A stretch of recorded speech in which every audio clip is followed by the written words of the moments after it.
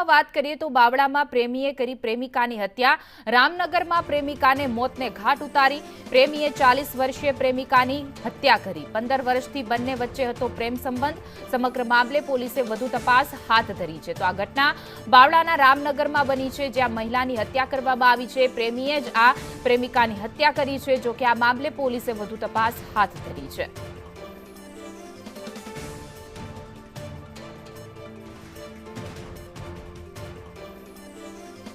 વધુ વિગતો સાથે અમારા સંવાદદાતા દદન વોરા જોડાઈ ગયા છે। દદન, સમગ્ર ઘટના શું હતી જેમાં એક મહિલાની હત્યા કરવામાં આવી છે?